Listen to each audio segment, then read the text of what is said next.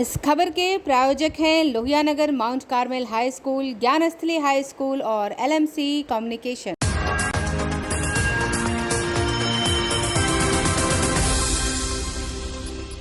नमस्कार, मैं हूं अमित और आप देख रहे हैं आंखें न्यूज़ 24। आइए नजर डालते हैं आज के महत्वपूर्ण खबरों पर। बाढ़ पूर्व तैयारियों में जुटी सरकार, जल संसाधन मंत्री ने कहा बाढ़ प्रबंधन में नई तकनीकों का हो रहा है इस्तेमाल।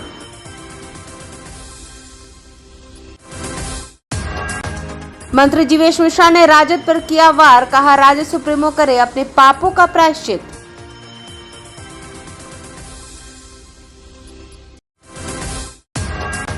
जीवेश मिश्रा के बयान पर सियासत गरमाई, राजद नेता जगदानंद सिंह ने कहा सबको साथ लेकर चलती है राजद।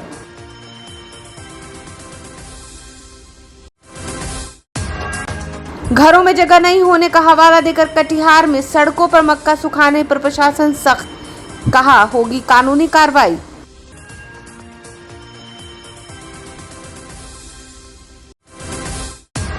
और भागलपुर की पूनम चौधरी महिला सशक्तिकरण की पेश कर रही हैं मिसाल।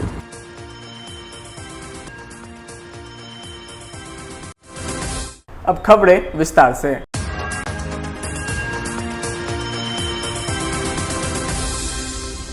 काफ़ी गर्मी हो रही है, अनप्रिडिक्टेबल रेन है।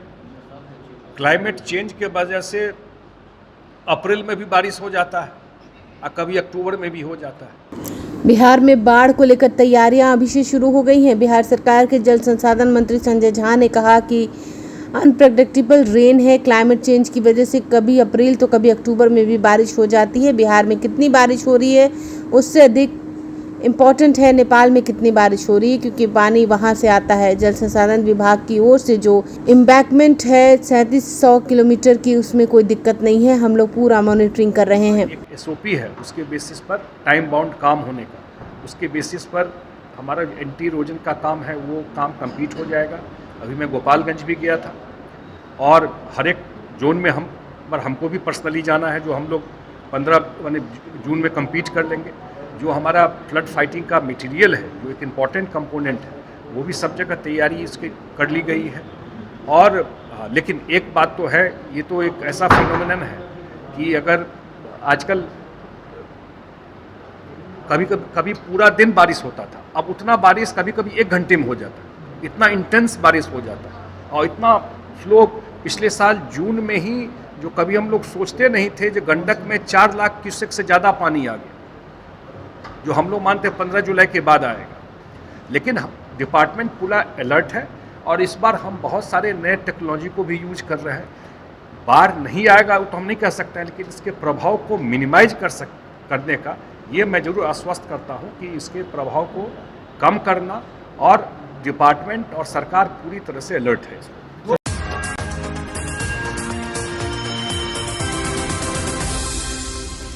मेरे अधिकार क्षेत्र के प्रश्न को अगर आप लाएंगी तो मैं सहजता से उसका जवाब दे पाऊंगा। बीजेपी में हमेशा ऑल इज वेल होता है। बीजेपी के अंदर अध्यक्षीय प्रणाली है।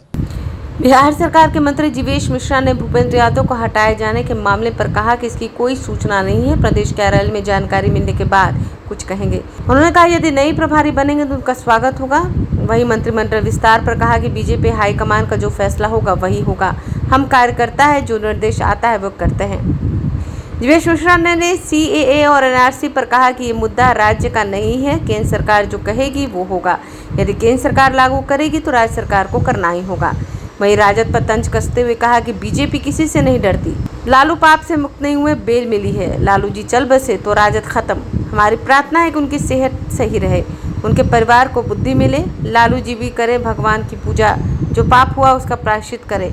भूरा बाल साफ करो को बदल कर भूरा बाल माफ करो का नारा क्यों, उनसे पूछे। भूरा बाल कभी साफ नहीं हो सकता, क्योंकि भूरा बाल लोगों के लिए कार्य करते हैं। हम तो कह रहे हैं कि लालू जी की चिंता RJD ज़्यादा करे, उनका सेहत खराब है और वो जो जमानत पर छूट कर आए हैं, कोई उनको सज़ा माफ़ नहीं किया गया, पाप से मुक्त नहीं किया गया है। तो जितना चिंता उनको करना है अभी लालू जी की सेहत की करें, क्योंकि RJD लालू जी के नाम पर चल रही है। जिस दिन लालू जी चल बसे, RJD चल बसेगी। तो मुझे भी लालू जी की चिंता है। मानव होने के नाते बिहार के एक स्थापित नेता रहे हैं, 8 साल मुख्यमंत्री रहे हैं, 7 साल पत्नी को मुख्यमंत्री बनाकर बिहार को चलाने का काम किए हैं। मेरी बड़ी श्रद्धा है उनके प्रति। हम तो भगवान से यही प्रार्थना करेंगे कि उनका सेहत ठीक रहे और उनके पूरे परिवार को ईश्वर सद्बुद्धि दे कि जमानत से छूट कर आए हैं, उनके सेहत का ध्यान रखे, उनके सेहत का मुकम्मल व्यवस्था करे।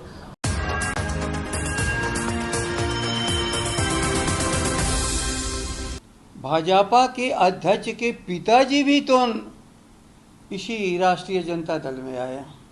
अपने पुत्र की विरासत राजद में रह करके इन्होंने संभाला। क्या ये गुंडे थे? यदि आपने गुंडई देखा हो तो बताओ, कौन सी गुंडई आपने देखा जो सचमुच इस बिहार को लूटा और गुंडई करते थे? हो सकता में इक्का दुक्का इधर भी लड़कपन कोई किया हो।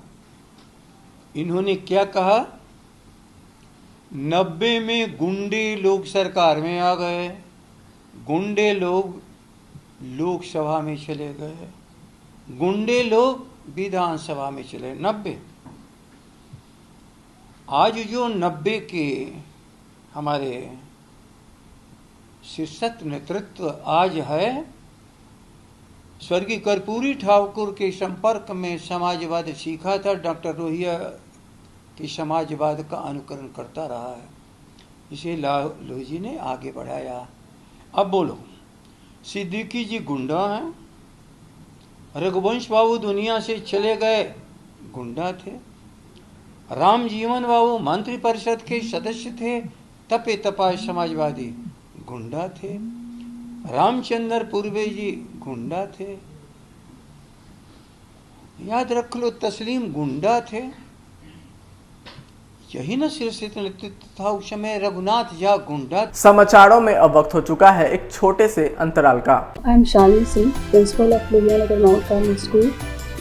Here in our school we give best education and good environment to our students where they can learn well. We provide here well-equipped lab, well-equipped, well-stocked library. We have here well-trained teacher also. We have sports playground for cricket, volleyball, football, and also provision for indoor activities. So we have here security system, information and communication technology. So we have all facilities here in our school where students feel comfortable and secure.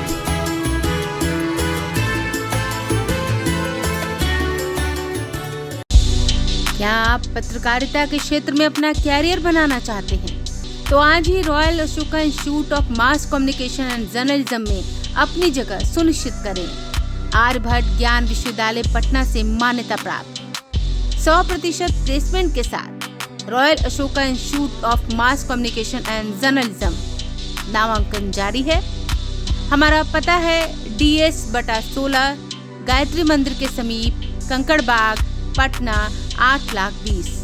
आप हमें संपर्क भी कर सकते हैं। हमारा mobile number है 9955456126। Break के बाद आपका फिर से स्वागत है।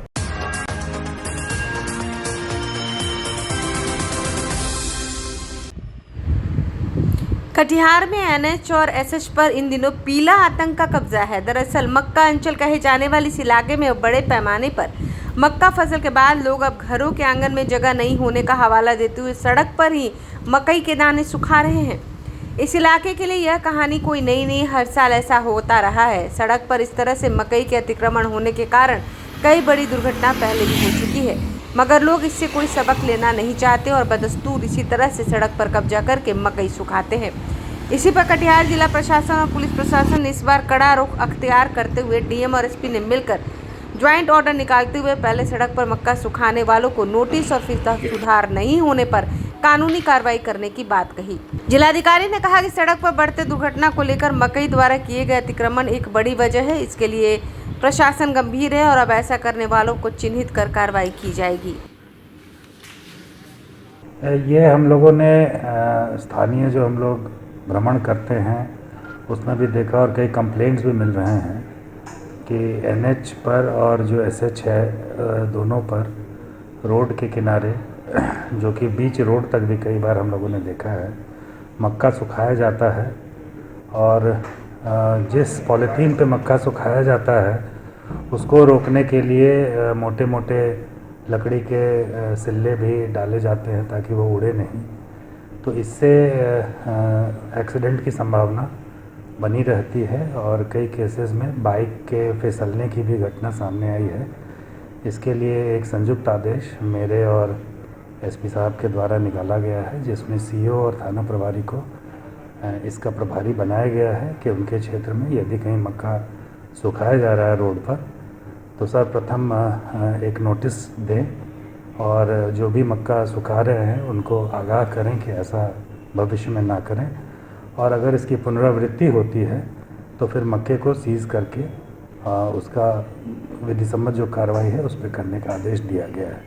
आशा करते हैं कि लोग इस बात को समझेंगे कि इसके कारण एक्सीडेंट हो रहे हैं और जानें भी जा सकती हैं।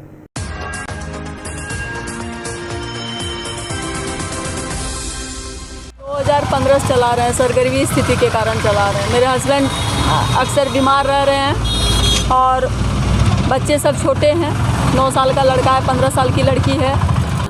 7 सालों से पूनम लगातार मालवाहक गाड़ी और ऑटो चलाकर अपने परिवार का भरण पोषण कर रही हैं। पूनम मालवाहक से आज ऑटो रिक्शा चलाकर अपने परिवार की जिम्मेदारियों को बखूबी निभा रही है। अपने बीमार पति के इलाज के खर्च से लेकर वो अपने बच्चों की शिक्षा का भी खर्च उठा रही हैं। उनका कहना है कि उनके परिवार की आर्थिक हालत कमज़ोर होने के कारण उन्होंने खुद कमाने की ठानी। उन्होंने 5 सालों तक मालवाहन को चलाया और अभी 2 सालों से ऑटो रिक्शा चला रही हैं। 2015 से चला रहे हैं सर, गरीबी स्थिति के कारण चला रहे हैं। मेरे हस्बैंड अक्सर बीमार रह रहे हैं और बच्चे सब छोटे हैं, 9 साल का लड़का है, 15 साल की लड़की है। कोई परेशानी भी आई? नहीं सर, परेशानी तो खैर ज़िंदगी में हर मोड़ पे है सर, छोटा मोटा परेशानी से तो क्या कहना है। टेम्पो चलाना कैसे सीखे? हम ड्राइवर को देखते देखते सीख गए। वो प्रतिदिन जगदीशपुर से यात्रियों को भागलपुर लाती हैं और फिर भागलपुर से जगदीशपुर का सफ़र तय करती हैं। सामाजिक ताना सुनने के बाद भी पूनम ने अपना हौसला नहीं खोया और अपनी जिम्मेदारियों को बखूबी निभा रही हैं। पूनम को कोई सरकारी और गैर सरकारी सहायता नहीं मिली है, जो महिला सशक्तिकरण की एक नई मिसाल को पेश कर रहा है। आइए एक बार फिर नजर डालते हैं आज की सुर्खियों पर। बाढ़ पूर्व तैयारियों में जुटी सरकार। जल संसाधन मंत्री ने कहा, बाढ़ प्रबंधन में नई तकनीकों का हो रहा है इस्तेमाल।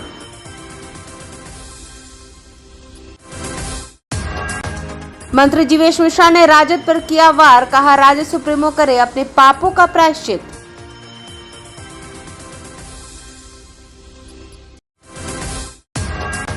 जीवेश मिश्रा के बयान पर सियासत गरमाई। राजद नेता जगदानंद सिंह ने कहा, सबको साथ लेकर चलती है राजद।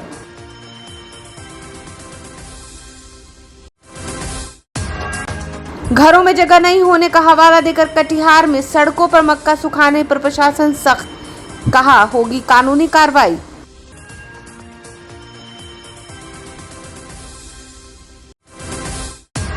और भागलपुर की पूनम चौधरी महिला सशक्तिकरण की पेश कर रही हैं मिसाल।